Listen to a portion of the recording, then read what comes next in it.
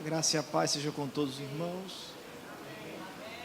Aproveitando que os amados estão sobre os pés, abram suas Bíblias ou acompanhem no telão. Gênesis capítulo 22, versículo de número 7.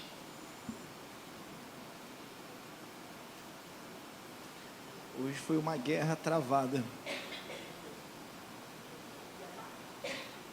Quando foi 2h10, eu fui para o banheiro chorar.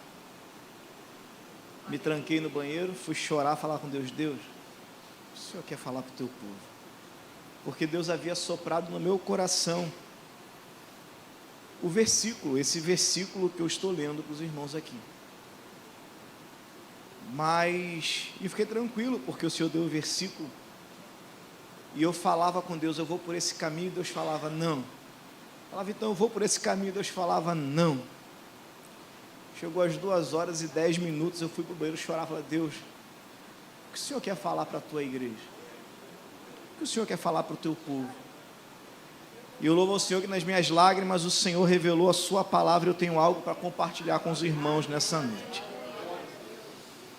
Gênesis capítulo 22, fiquem em oração, porque eu estou dependente demais do Espírito Santo, irmãos. Gênesis capítulo 22, versículo 7 diz assim: Isaque rompeu o silêncio e disse a Abraão, seu pai. Meu pai, Abraão respondeu, eis-me aqui, meu filho.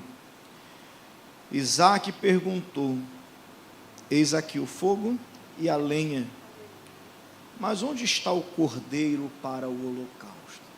Tomai seus assentos em nome de Jesus. Glórias a Deus. Quem vai me acompanhar hoje no teclado aqui? Cadê o tangedor? Arão, me ajuda aí em nome de Jesus. Deixa Deus te usar aí. Queridos, eu me alegro pelo convite que me foi feito, sei o peso da responsabilidade, talvez por isso está nervoso mesmo, pregando há 23 anos, mas nós estávamos lá no retiro e o pastor Gilmar, nosso presidente, falou comigo, Júnior, eu estarei viajando e eu estaria pregando na Santa Ceia, e Deus falou ao meu coração que era para você ministrar a palavra, então vai lá, se prepara e ministra a palavra à igreja na Santa Ceia. E pregar não é fácil, irmãos, e pregar no lugar do nosso pastor fica ainda mais complicado, né? O peso da responsabilidade recai, mas o Senhor será glorificado nessa noite. Queridos, esse texto é um texto muito conhecido da igreja, certamente todos nós já passamos por esse texto em algum momento. Nos fala sobre Deus colocando à prova o seu amigo por nome de Abraão. Abraão que construiu um relacionamento com Deus, um relacionamento muito lindo, um relacionamento muito forte, que se inicia no capítulo 12 do livro de Gênesis, quando ele está ali vivendo no meio de uma terra idólatra, de um povo idólatra em Ur dos Caldeus. Deus chama Abraão e diz, sai do meio da sua terra e do meio da sua parentela e vai para uma terra, que terra? Uma terra que eu te mostrarei, só levanta e vai. E Abraão não pensa duas vezes, irmãos, Abraão não pensa sequer meia vez, ele simplesmente pega tudo que é seu e vai embora. Ele pega tudo que é seu, pega a sua esposa, né, pega o seu sobrinho Ló, pega as suas riquezas e sai na certeza daquilo que Deus havia falado ao seu coração. Porém, ele tem uma angústia na sua alma. Abraão, ele tem uma tristeza em seu coração, e a tristeza é aquela que talvez alguns aqui podem ter passado ou estejam passando, que é o desejo de se tornar pai, né? Todo homem que se casa, tirando algumas exceções, tem esse desejo de ser pai, tem o desejo de exercer a paternidade, sobretudo nesse momento histórico que nós estamos passando e atravessando, que é o momento patriarcal, a dispensação dos patriarcas, ou seja, tudo que era de um homem iria passar para o seu filho, e ele iria, o seu filho mais velho, o seu filho primogênito, iria herdar tudo e ser o líder do clã. Então ele tinha esse desejo de deixar, de ter um filho, criar um filho, e que esse filho pudesse ser o seu herdeiro. Quem não tem essa vontade, quem não tem esse desejo? E esse era o desejo de Abraão, e Abraão não conseguia ter filho, e quando Deus o chama, e quando Deus fala, sai da tua terra e da tua parentela, ele já não é mais nenhum garotinho, ele tinha 75 anos de idade. Imagine, irmãos, um homem de 75 anos de idade, sendo chamado para começar uma nova experiência com Deus. E quando Deus o chama, Deus conhece o coração do homem, Deus conhece e contempla o desejo da alma do homem, e Deus diz para ele: Abraão, eu farei de você uma bênção, eu farei de você uma grande nação. E Abraão se alegra, não sei se crendo que da sua linhagem viria um filho, ou talvez entendendo que Ló, como seu sobrinho, seria o seu sucessor. Ele acalma o seu coração e se alegra. Mas logo mais à frente nós percebemos que há um problema entre Ló os pastores de Ló e os pastores de Abraão, ao ponto de Abraão chegar para Ló e falar assim: olha, nós precisamos nos separar, para que não haja problema entre os meus pastores e os seus pastores, é necessário que nós venhamos nos separar, e você escolhe para onde você vai. Se você for para a direita, eu vou para a esquerda, para onde você for para um lado, eu vou para o outro lado. Talvez esperando que Ló respeitasse o direito da primogenitura, e dizendo: não, o Senhor escolhe, o Senhor é o mais velho, o Senhor é o líder. Mas naquele momento Ló, ele simplesmente aceita e escolhe as campinas verdejantes que dariam até Sodoma, queridos. E ali certamente foi uma facada no coração de Abraão, porque ele já está de idade avançada, e agora o seu sobrinho, que talvez seria a sua esperança de herdar tudo que ele tinha, agora vai embora, e agora o que vai ser? Só resta para ele o seu criado, servo que ele tinha. E agora ele fica pensativo naquela situação, e os anos vão passando. Abraão não é nenhum garoto, Abraão não é nenhum menino, já tem uma certa idade,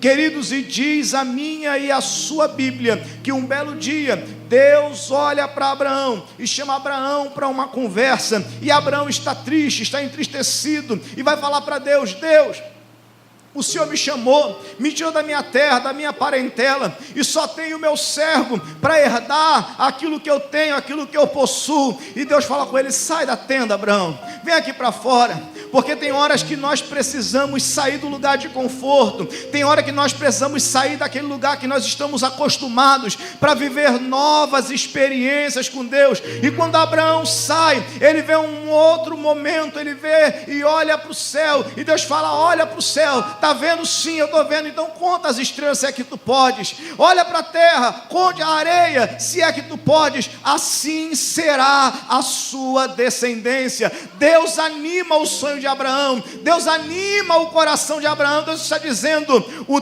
tempo não delimita os projetos que eu tenho contigo. O tempo não é um fator de impedimento para os meus projetos. O Deus que começou a obra é fiel para cumprir. Continua sendo fiel, continua caminhando, continua na direção que eu determinei, porque eu continuo sendo Deus.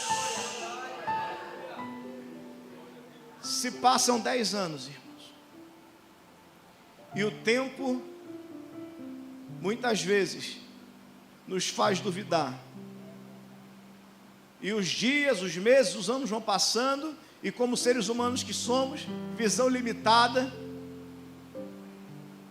pensamos: então talvez eu tenha que fazer alguma coisa diferente, dar um jeitinho para melhorar. A Sara entra na conversa, irmãos, fala assim: vamos fazer o seguinte, eu tenho uma serva, se deita com ela, para que a sua promessa se cumpra, para que você tenha um filho. Se deite com a sua serva, com a minha serva. E ele, achando que era o melhor caminho, ele aceita aquela proposta, pensando que seria a única forma de Deus cumprir aquilo que havia prometido. Famoso ajudar Deus a ser Deus. Só que nós sabemos que essa história não dá certo. Todos nós já lemos a Bíblia e sabemos que essa história não dá certo. Porque Deus, quando fala, irmãos, e quando Deus decide operar, será sempre e exclusivamente para a glória do seu nome. E se nós agirmos com as nossas mãos, se nós fizermos com os nossos braços, nós iremos dividir a glória de Deus com aquilo que nós fizemos, e Deus não divide a sua glória com ninguém. Se Deus abençoasse aquela situação, certamente Abraão poderia falar assim: Deus cumpriu a promessa, mas porque eu ajudei. Deus cumpriu a promessa, mas é porque eu fiz alguma coisa aqui para que isso fosse resolvido. E Deus não divide a sua glória. Verdadeiramente ele se deita com a serva da sua esposa. Verdadeiramente nasce uma criança por nome de Ismael, mas não é o filho da promessa, não é aquele que Deus havia falado. O tempo se passa uma vez mais, e depois de 24 anos, Deus vai ter uma conversa com Abraão novamente. Fala assim: Abraão, eu ainda me lembro da promessa que eu te fiz. Eu ainda me lembro daquilo que eu falei com você. E eu vou te dar um filho da sua esposa, e o nome dele será Isaque. Por quê, irmãos? Que parece realmente piada. Abraão ri, Sara ri. Isaque significa alegria, sorriso.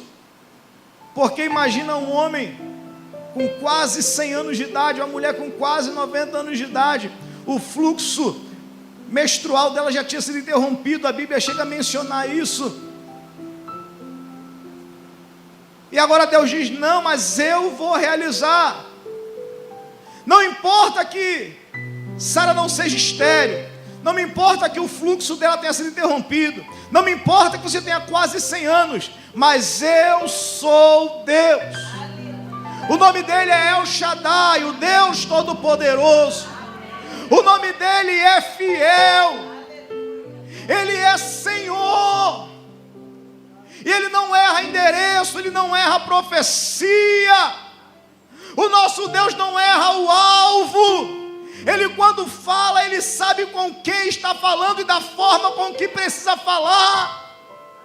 E Deus diz: eu vou cumprir. E Deus cumpriu, irmãos. Deus deu vigor a Abraão, Deus deu vigor a Sara. E um belo dia, aquela senhorinha de 90 anos de idade, eu fico tentando imaginar com a minha cabeça de pregador o cenário dela falando: eu estou grávida. Imagina a felicidade do casal, não sabendo como ia ser, porque é complicado. Esses dias perguntaram para minha esposa, ela estava com o Alive, e perguntaram: é seu neto? Não é porque ser pai na velhice é um problema, né, irmão? Ser pai depois dos 40 é um problema sério. Eu fico imaginando o cenário, mas Abraão está nem ligando para isso, Sara está nem ligando para isso. Eles estão curtindo o cumprimento da promessa. E eu quero já liberar uma palavra para você, queridos. Nesse momento de introdução, já quero liberar uma palavra profética. Deus vai cumprir aquilo que te prometeu. Mas quando Ele cumprir aquilo que te prometeu, terão aqueles opositores que vão tentar dizer que não foi Deus, que vão tentar te colocar para baixo, vão querer desmerecer o cumprimento da promessa, mas não liga para nada disso. Simplesmente se deleite no Senhor, se deleite na promessa, vai curtir a bênção de Deus, aquilo que Deus te prometeu. Alguém pode falar também: já se passou 1 ano, 2 anos, 10 anos, não tem problema, pode se passar 25 anos, mas eu vou carregar meu Isaque no colo, eu vou carregar a minha promessa, eu vou ver o cumprimento da promessa de Deus na minha vida.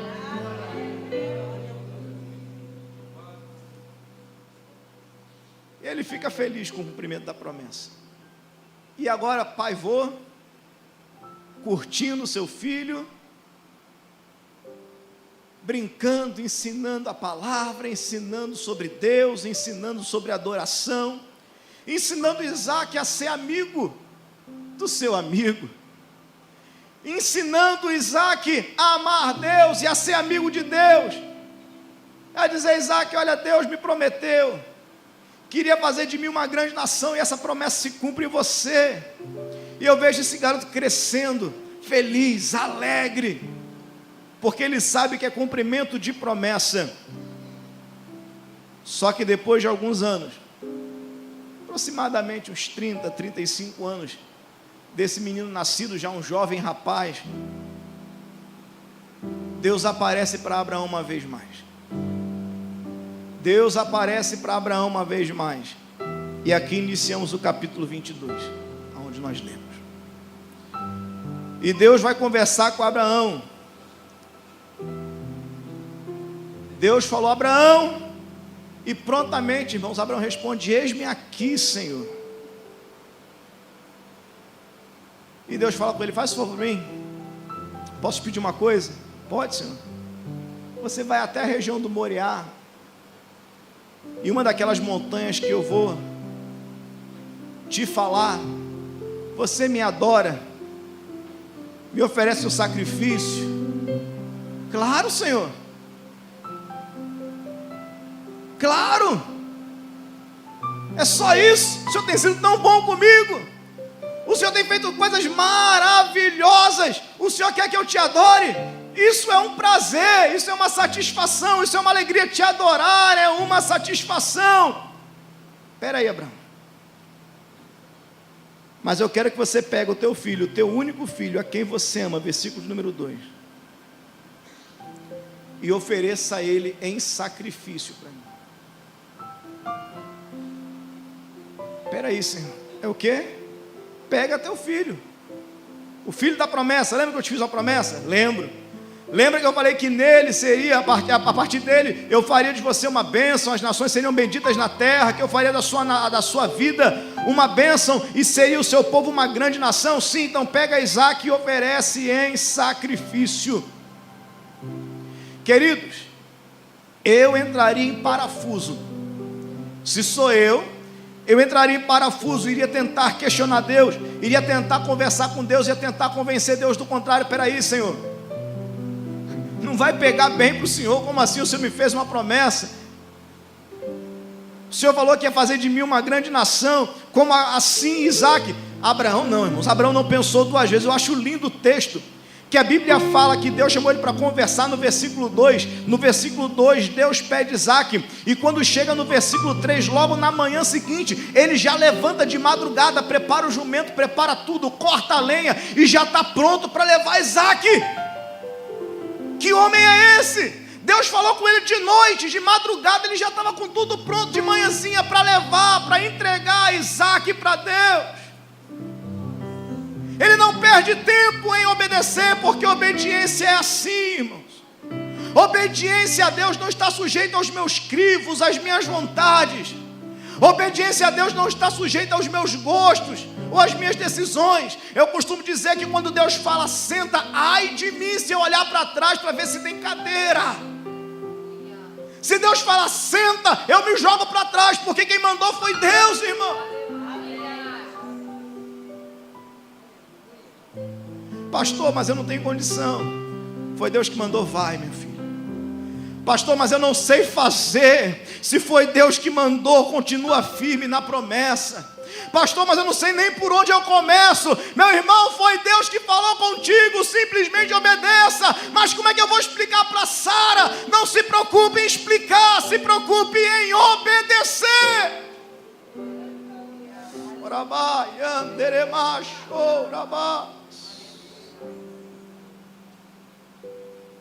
Ele obedece, ele pega a lenha, ele pega o cutelo, ele pega o fogo, ele pega Isaac e vai oferecer sacrifício. Diz a minha e a sua Bíblia que ele, depois de 3 dias de viagem, chega onde Deus falou com ele. Ele fala para os teus servos: fiquem aqui, porque eu e o moço vamos subir para adorar, e depois iremos voltar para vocês. Abraão pega a lenha, coloca sobre os ombros de Isaque, pega o cutelo e o fogo na mão, e agora vão em direção a Moriá. E os dois caminhavam juntos, diz a Bíblia.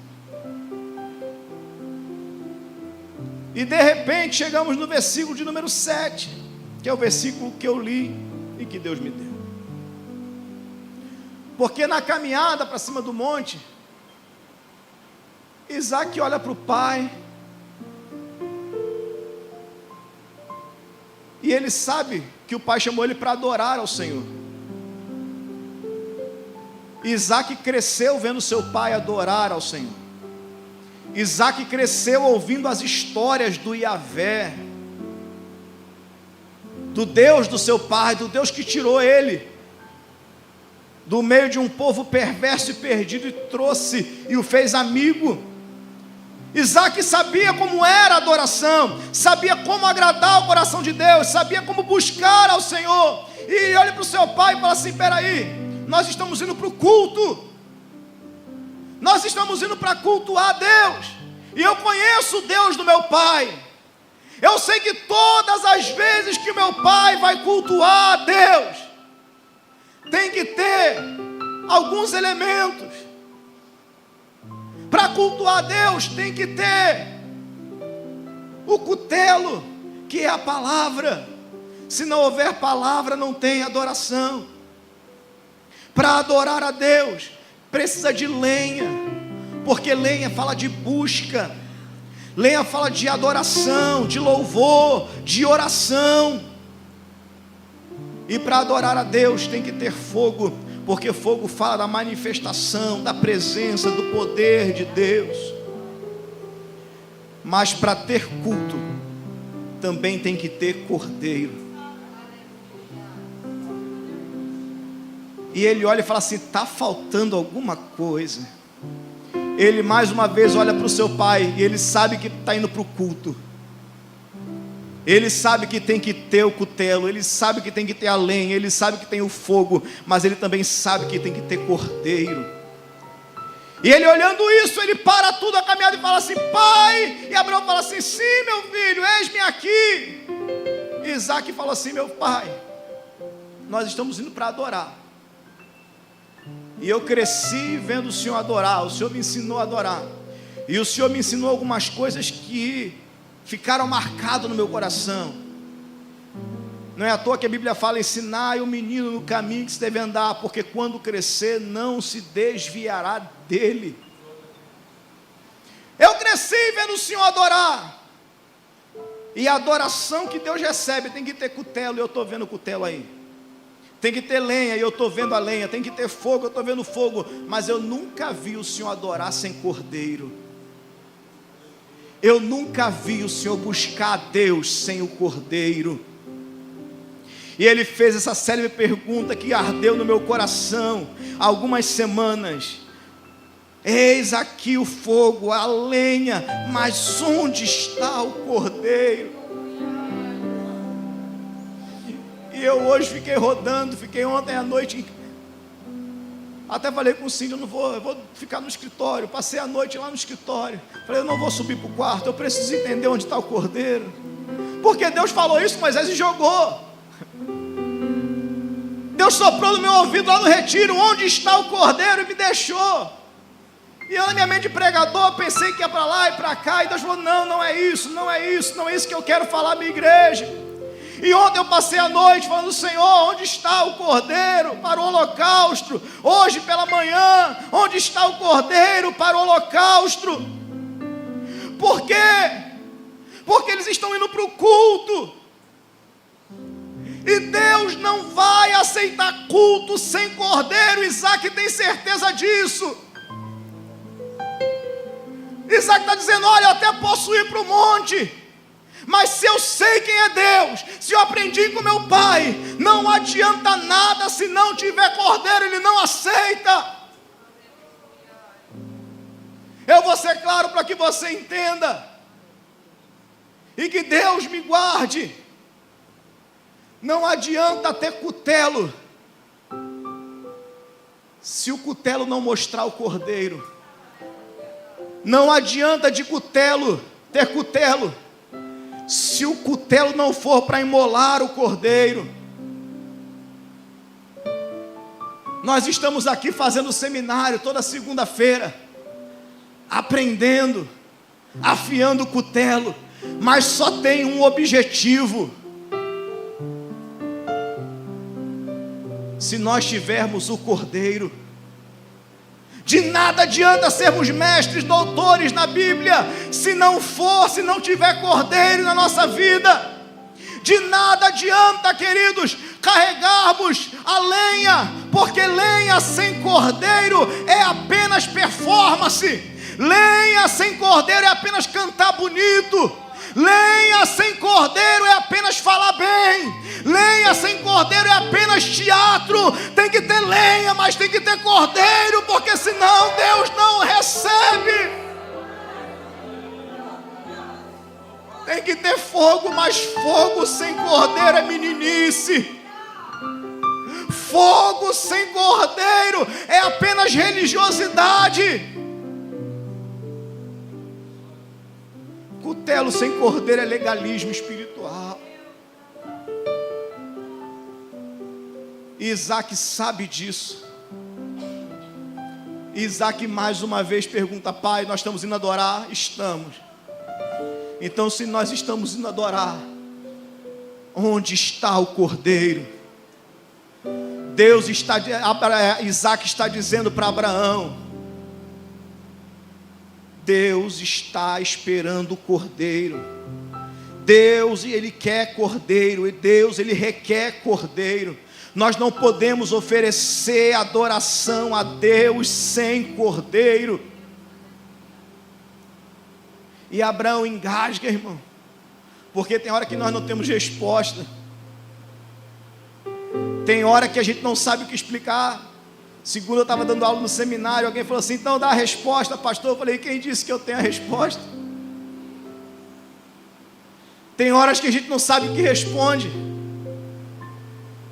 Tem horas que a gente não sabe o que fala. E Abraão meio que engasga, porque ele sabe que é verdade. Não tem culto sem cordeiro. E eu vou bater nessa tecla enquanto Deus estiver mandando. Não pode haver, não tem exceção. Culto sem cordeiro não é culto. Culto sem cordeiro é qualquer outra coisa. É show gospel, é performance. Aqui só tem culto porque tem cordeiro. E Isaac está perguntando: onde está o cordeiro? Para que eu possa adorar. Abraão, então, ele respira fundo e usou toda a fé que tinha, porque ele não podia dizer que não ia ter cordeiro, porque ele sabia que sem cordeiro não tem culto. Então ele responde para Isaac: Deus proverá para si o cordeiro. A palavra provisão, ela pode ser aplicada como sinônimo de enviar. Abraão está dizendo para Isaac: vamos subir ao monte, vamos levar as ferramentas que nós temos, porque no tempo certo o cordeiro será enviado. O cordeiro virá, porque se nós estamos oferecendo para ele, se nós estamos dando para ele o melhor, e para ter culto tem que ter cordeiro. O cordeiro vai vir. E é nessa noite, e é debaixo da misericórdia de Deus que eu quero ministrar aos irmãos exatamente sobre isso, porque nós estamos em uma noite de Santa Ceia. Nós estamos aqui reunidos em uma igreja para adorar a Deus. Nós estamos aqui reunidos para buscar a presença de Deus. Mas só é possível estarmos aqui, só é possível estarmos reunidos porque existe a presença do Cordeiro. Se o Cordeiro não estiver presente, não tem culto. Se o Cordeiro não estiver presente, nós estamos aqui perdendo tempo.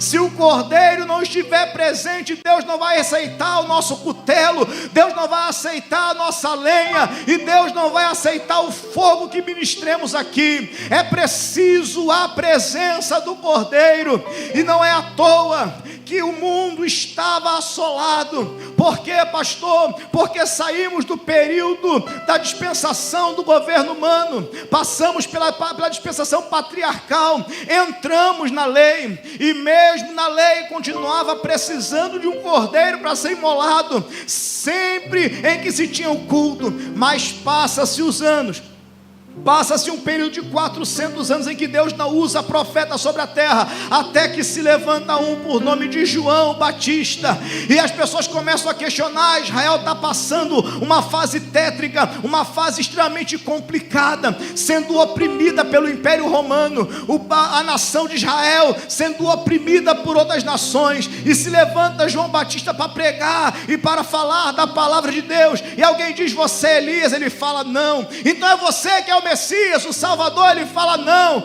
Então como é que é? Ele fala assim: olha, eu sou apenas uma voz, eu sou apenas a voz que clama no deserto. Até um belo dia que ele está pregando, e quem vem? E Jesus vai chegando, e Jesus vai vindo, e Jesus vai vindo, e Jesus vai vindo, e ele grita: ali o quê? Ali o Cordeiro de Deus que tira o pecado do mundo. Ei, o Deus que prometeu a Abraão lá em Gênesis 22, cumpre a sua promessa nos evangelhos, porque tem que ter cordeiro, precisa da presença do cordeiro. Se não tinha cordeiro, o Senhor envia, porque o cordeiro é enviado por Deus, o Deus que mandou adorar, é o Deus que envia a condição e que envia o cordeiro, porque nós não podíamos estar aqui, nós não tínhamos autoridade para estar aqui. Os nossos pecados nos impediam de estar aqui. Os nossos pecados faziam separação entre nós e Deus. E nós não podíamos nos apresentar a Deus, porque os nossos pecados cheiravam mal às narinas de Deus. Nós não tínhamos condição nenhuma de entrar nesse templo. Mas Deus olha e fala assim: eu vou enviar o Cordeiro. O Cordeiro que vai tirar o pecado da igreja, o Cordeiro que vai ser imolado, o Cordeiro que vai ser entregue. Isaías profetiza sobre ele, dizendo: como o cordeiro mudo foi levado ao matadouro, Jesus se entrega como cordeiro, para que nós pudéssemos estar aqui. E eu pensando na minha cabeça de pregador, sobre várias coisas que eu poderia falar, de onde está o cordeiro. Mas Deus falou comigo: larga de ser besta, larga de querer impressionar os outros. Você não prega para homem, você prega para mim. Você fala o que eu estou mandando e você prega para minha noiva. E Deus falou ao meu coração: diga para a minha igreja uma coisa muito simples nessa noite. Quer saber onde está o cordeiro? Ele está aqui nessa noite. Ele está aqui nesse lugar.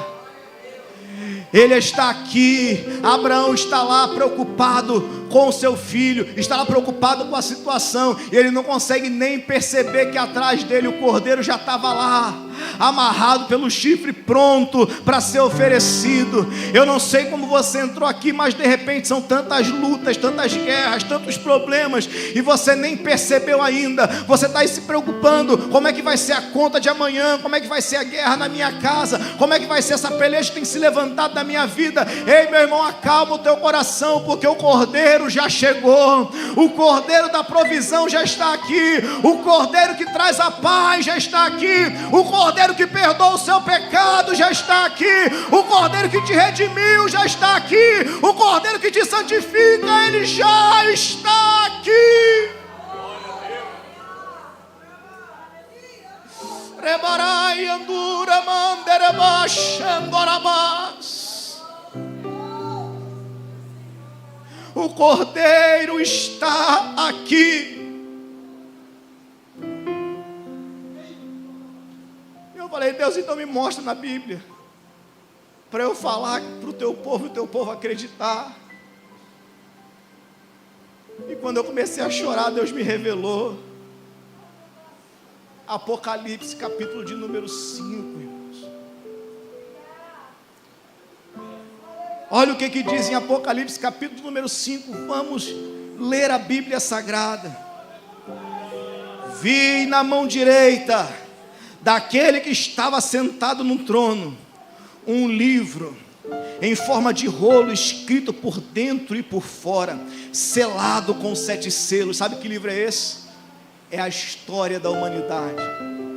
Sabe por quê? Escrito por dentro e por fora? Porque Deus não esquece nada, tudo está registrado. O livro está selado. E o anjo grita: quem é digno de abrir o livro e desatar os seus 7 selos? Ora, nem no céu, nem sobre a terra, nem debaixo da terra, ninguém podia abrir o livro, nem mesmo olhar para ele. E eu chorava muito, porque ninguém foi achado digno de abrir o livro, nem mesmo de olhar para ele. A nossa história, a história da humanidade está trancada pelo pecado. A história da humanidade está trancada pelos nossos erros, pelas nossas transgressões. Tudo que nós fizemos de certo e de errado, e o veredito é condenação.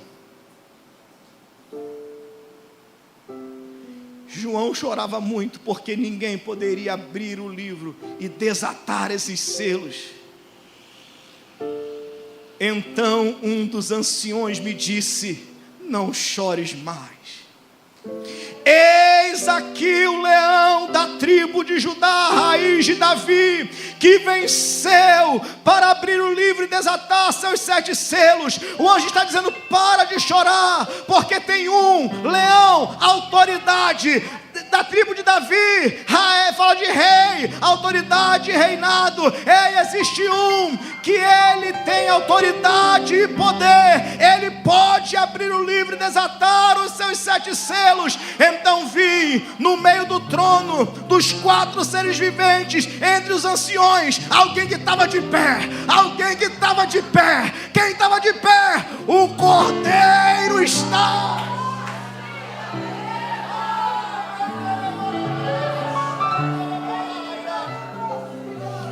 E ele olha, e quem é esse que tem autoridade?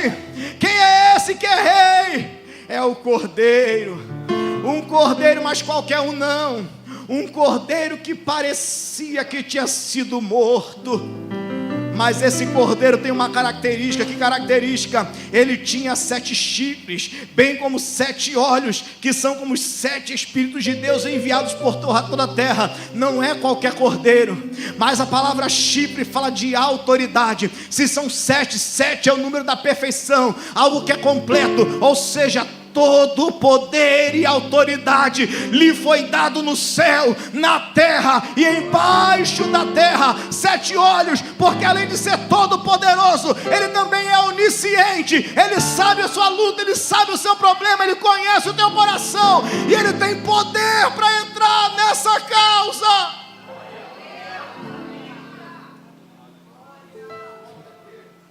E diz o versículo 7: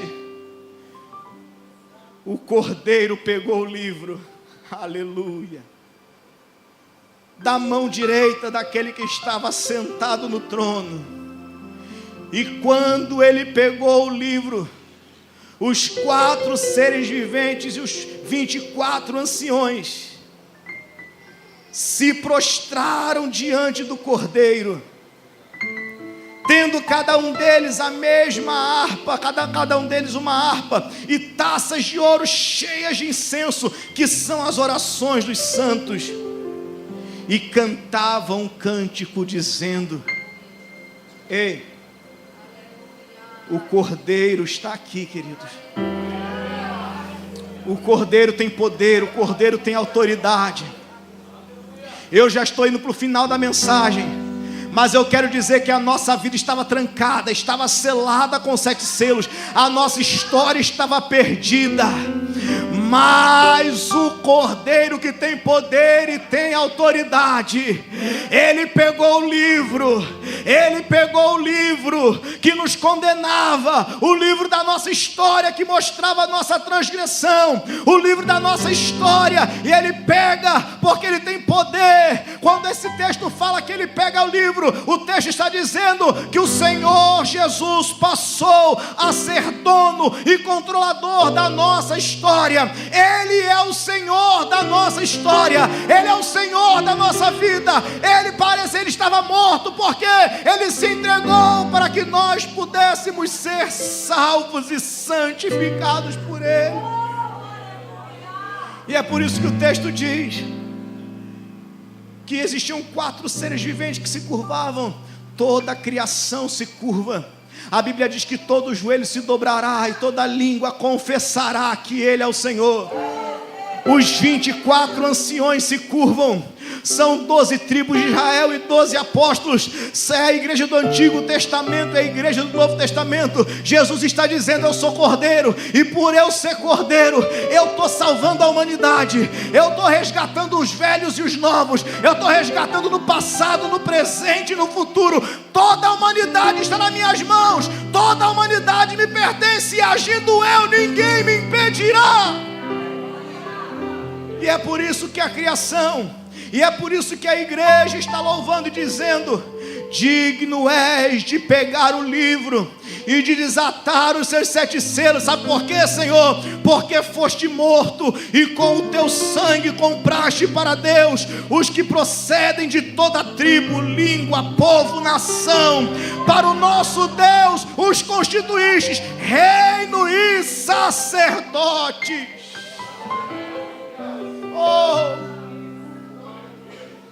Quero convidar o Kairos. Aleluia. Eu já vou terminar, mas o Cordeiro está aqui. Ele se entregou. Ele pegou o livro para si, dos nossos pecados, da nossa condenação. E ele nos comprou com o preço do seu sangue.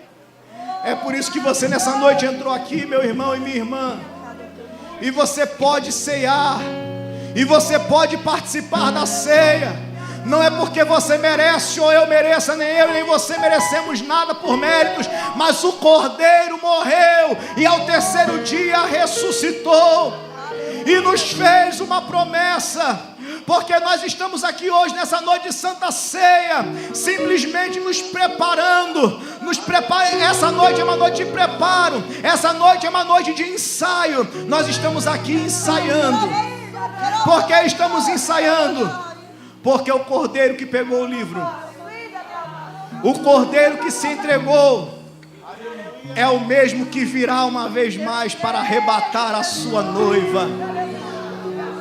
O mesmo Cordeiro que veio, o mesmo Cordeiro que foi enviado uma vez e que morreu e entregou o seu sangue, é o mesmo Cordeiro que virá uma vez mais. E ele virá para uma grande festa. Ele virá para um grande encontro, que está escrito no capítulo 19 do livro de Apocalipse, no versículo de número 7. E é por isso que eu quero adorar, porque se o Cordeiro pegou o livro, tem adoração. Se o Cordeiro pegou o livro, a criação adora. Se o Cordeiro pegou o livro, a igreja adora. E porque adora? Nós adoramos porque sabemos que chegará um momento que nós nos encontraremos com Ele. Olha o que diz o texto: alegremos e exultemos e demos a Ele glória, porque chegou a hora das bodas do Cordeiro e a noiva dele já se preparou. Esse texto vai se cumprir, eu não sei se hoje, antes de acabar o culto, eu não sei se daqui a um mês ou daqui a um ano, mas eu quero viver como sendo agora. Esse texto vai se cumprir. Eu quero que você se alegre nessa noite. Por quê? Porque está chegando o dia, está chegando a hora em que nós vamos nos encontrar com Jesus, e é por isso que estamos aqui ensaiando. Nós estamos nos preparando para ouvir a trombeta, nós estamos nos preparando para o arrebatamento, nós estamos nos preparando para subir ao céu. Para baixo. Fica de pé nessa hora. Você que está se preparando. Você que está se preparando. Aleluia.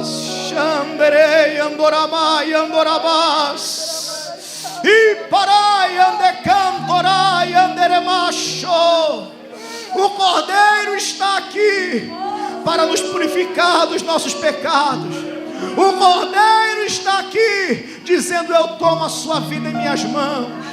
O Cordeiro está aqui dizendo: eu te perdoo dos seus pecados.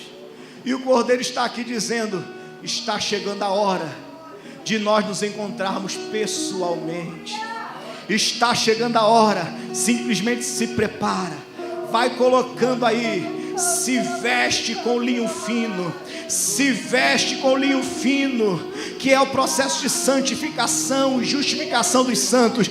Vai se preparando nessa noite. Quando você tocar no pão, quando você tocar no cálice, você e eu estaremos nos preparando para esse dia. E é por isso que eu quero adorar a Deus nessa noite. Vamos adorar com Carol.